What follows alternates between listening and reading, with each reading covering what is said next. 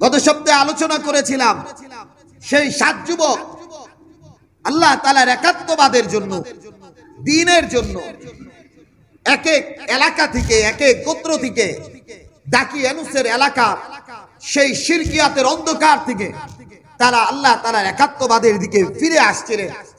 এজন্য মুহতারাম হাজিরিন, আল্লাহ তাআলার কাছে এত পছন্দ হয়েছিল ওই 7 যুবকের আলোচনা আল্লাহ তাআলা এক সূরা নাজিল কইরা, ওই সূরার ভিতরে ওই 7 যুবকের আলোচনা কইরা আল্লাহ তাআলা দামি বানায় দিয়েছে। এখান থেকে দুইটা কথা। এক নাম্বার কথা কইল সৎ সঙ্গ গ্রহণ করা, সৎ সঙ্গ গ্রহণ করা। আল্লাহ তাআলা এই আয়াতে কারিমার ভিতরে যে আলোচনা করেছেন তার মধ্যে একটা কথা বলেছেন, ওয়া কালবুহুম বাসিতুন জিরাইহি বিল ওয়াসিত। এই 7 যুবকের সাথে আরেকটা প্রাণী ছিল, কুকুর।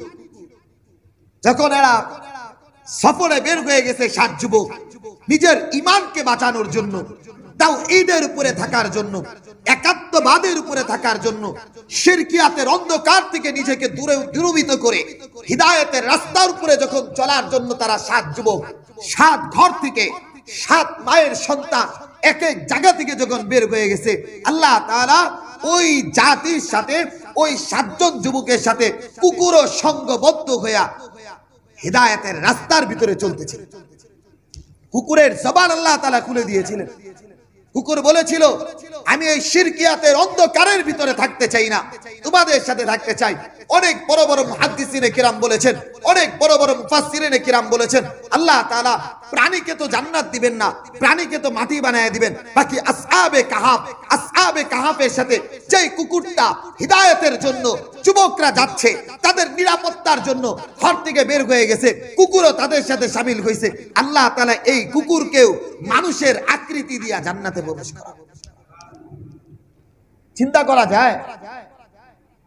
একটু মাত্র সৎ মানুষের সঙ্গ দিচ্ছে একটা প্রাণী, সৎ মানুষের সঙ্গ দেওয়ার কারণে, সৎ মানুষের সাথে থাকার কারণে আল্লাহ তাআলা একটা প্রাণীর জন্য খায়রের ফয়সালা করেছে।